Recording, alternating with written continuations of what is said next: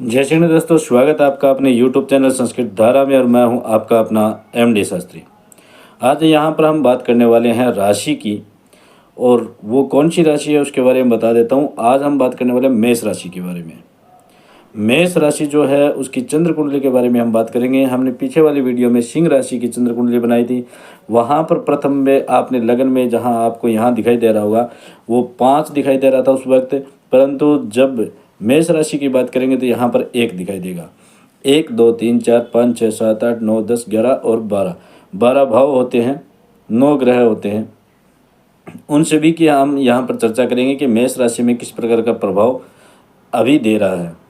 जिस प्रकार हम बात करने वाले हैं वो बात हम करेंगे 1 मई से लेकर के 31 मई के बीच में होने वाले जो परिवर्तन है उन्हीं सभी के बारे में हम यहाँ पर वार्तालाप करेंगे। प्रभाव जैसा पीछे वाली कुंडली के अनुसार बताया था वैसा ही प्रभाव यहाँ पर मिलने वाला है, परंतु यहाँ पर क्या है कि केवल और केवल स्थान परिवर्तन हो जाता है। वहाँ 5 लिखा होता है, यहाँ पर 1 लिखा है, तो उसी के अनुसार ही यहाँ पर कुंडली वो बनती है। जैसे अब बात कर लेते हैं अपने कि मेष राशि वाले जो जातक होते हैं वो कैसे होते हैं। वैसे तो मेष राशि वाले जातकों के बारे में बताया जाता है कि बड़े ही वाणी के माध्यम से चतुर होते हैं। जल्दी से वो किसी को अपनी बात किसी के सामने नहीं खोलते हैं। दूसरी बात, वो हमेशा दूसरों की बात सुनते हैं परंतु करते अपने मन की है। मेष राशि के बारे में बात की जाए तो मेष राशि के लोग बड़े ही सजग होते हैं, बड़े ही समझदार होते हैं, परंतु वो जल्दी से किसी से झगड़ा नहीं करते हैं और जल्दी से वह किसी पर विश्वास भी नहीं करते हैं। वो हमेशा अपने समझ के अनुसार चलने की कोशिश करते हैं, हमेशा अपने ही दिमाग के माध्यम से चलते रहते हैं और अपना एक एडजस्टिंग पॉइंट लेकर के वो चलते रहते हैं।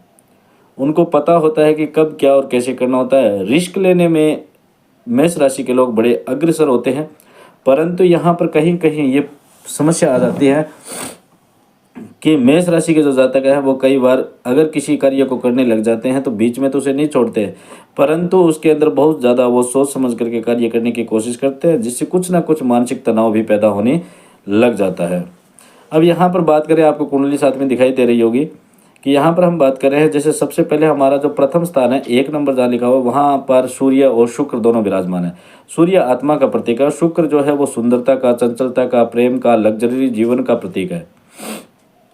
सूर्य और शुक्र दोनों साथ में बैठ करके हमें अच्छा जीवन देने वाले हैं, अच्छा आपको समय देने वाले हैं यहाँ पर, क्योंकि प्रथम भाव में, लग्न भाव में आपके बैठे हुए हैं, इसलिए वह आपको धन दौलत और सुख और समृद्धि के रूप में अच्छी खासी इनकम देने वाला है।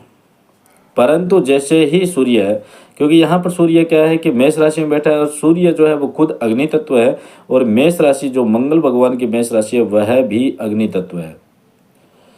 अग्नि तत्व होने के कारण यहाँ पर सूर्य आपको अहंकार दे सकता है, आपकी वाणी में क्रूरता दे सकता है, और इसी अहंकार के कारण जो हमारे नातेदार होते हैं, रिश्ते होते हैं, भाई बंधु होते हैं, उन सभी में कुछ ना कुछ समस्या यहाँ पर पैदा हो सकती है। तो वाणी के ऊपर आप बिल्कुल कंट्रोल रखें, ये मैं आपसे निवेदन करना चाहूँगा। सभी मेष राशि के जितने भी जातक उन सबसे निवेदन करूँगा कि आप पूरे महीने तक वाणी के ऊपर अपना अंकुश लगा करके रखें। वाणी के माध्यम से आप किसी को भी नाराज ना करें, क्योंकि सूर्य यहाँ पर बैठ करके अहंकार पैदा करता है भैया, और अहंकार पैदा होने से पता है आपको कि अहंकार हमेशा पतन का कारण होता है।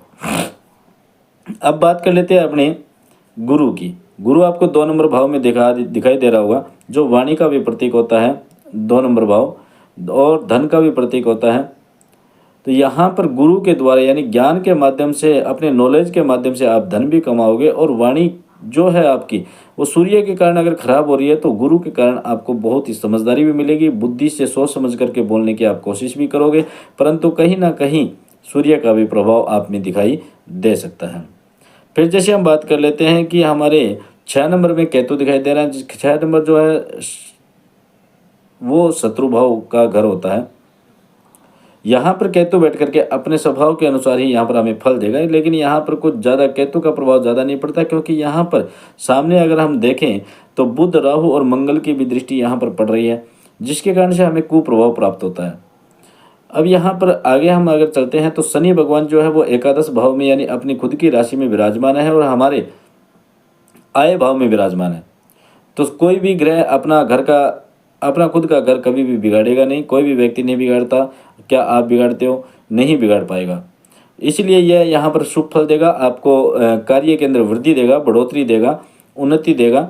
और शनि भगवान यहाँ पर विराजमान होकर के आपको अच्छी खासी इनकम भी देने की पूरी कोशिश करेगा। परंतु ये यहाँ पर यह हो जाता है कि शनि भगवान जो है वो न्यायप्रिय तो है ही, परंतु शनि के कारण, शनि की जहाँ पर दृष्टि पड़ती है वहाँ पर भी शुभ या अशुभ फल हमें प्राप्त होता है।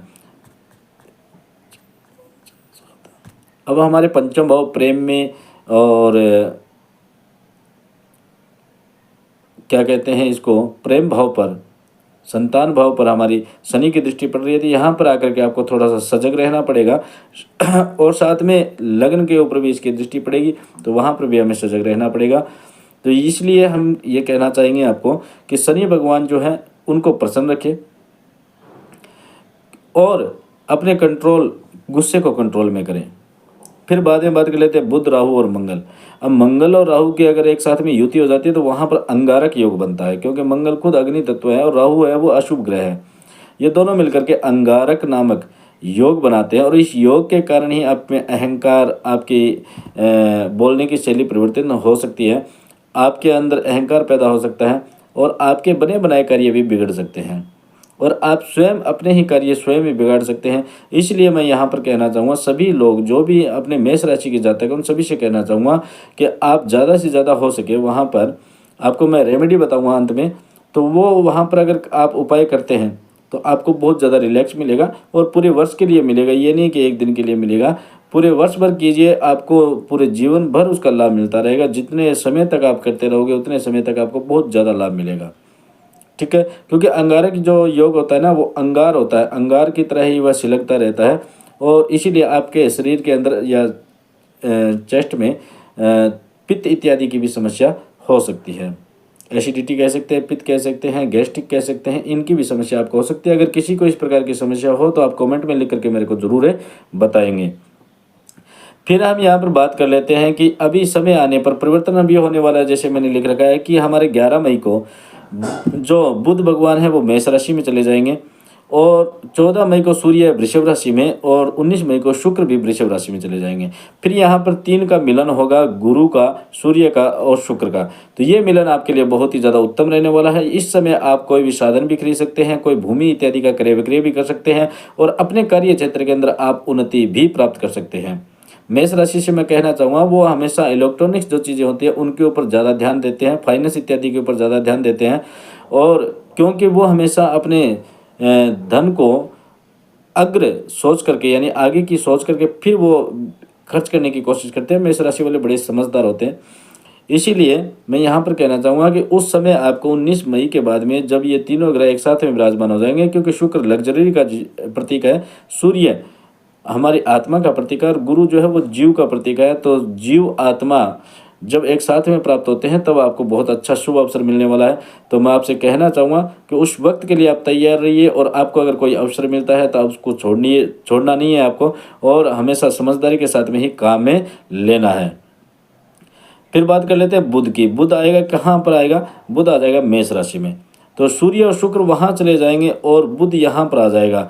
11 मई को आ रहा है और 14 मई को सूर्य वहाँ पे जा रहे हैं।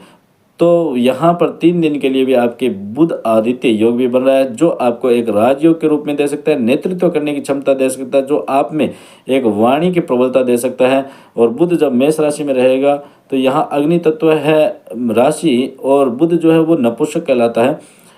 तो यहाँ पर आपको वाणी के माध्यम से भी अच्छा लाभ मिलने की कोशिश हो सकती है। और यहाँ पर मैं आपको एक रेमेडी के माध्यम से बताना चाहूँगा, मेष राशि वाले जितने भी जातक हैं उन सबसे मैं कहना चाहूँगा कि जो यहाँ पर वीडियो को देख रहे हैं वो सभी शेयर भी करें, जिन भाइयों को नहीं मिली है उनको भी प्राप्त हो जाए। लाइक शेयर और सब्सक्राइब तो आपको करना ही करना है। साथ में आप इसी प्रकार कमेंट करके भी बताना कि आपको कैसा लगा और हमने जो पीछे वाली वीडियो डाली थी उसके माध्यम से अब आगे आने वाली जो वीडियो है उनके अनुसार आप निरंतर इसी प्रकार प्रेम देते रहिए। अभी पीछे बहुत अच्छा आपने प्रेम दिया था, परंतु अब पता नहीं क्या हो गया है कि वीडियो के ऊपर व्यू आ नहीं रहे, आप शेयर नहीं कर रहे। साइड में शेयर ज़रूर कीजिएगा। आज वैसे भी हनुमान जी का उत्सव है, हनुमान उत्सव जिसे कहते हैं, तो इसलिए मैं आप सभी से कहना चाहूँगा जय श्री राम, जय श्री राम, जय श्री राम। और यहाँ पर हम बात कर लेते हैं चंद्र कुंडली जो है मेष राशि की है। यहाँ पर मैंने कुंडली के बारे में आपको बताया और रेमेडी के बारे में बता देता हूँ कि जो भी मेष राशि के जातक हैं वो अंगारक नामक जो हमारे योग दोष जो बन रहा है इसको दूर करने के लिए आप पीपल भगवान को निरंतर जल चढ़ाएं, उसके अंदर तिल जौ और कुछ मीठा मिला लीजिए और उसको लेकर के आप पीपल भगवान के ऊपर प्रातः काल को चढ़ाएं। संडे को छोड़ करके, रविवार को छोड़ करके, रविवार को पीपल भगवान में जल नहीं चढ़ाया जाता है। ठीक है। जय श्री गणेश, राधे राधे।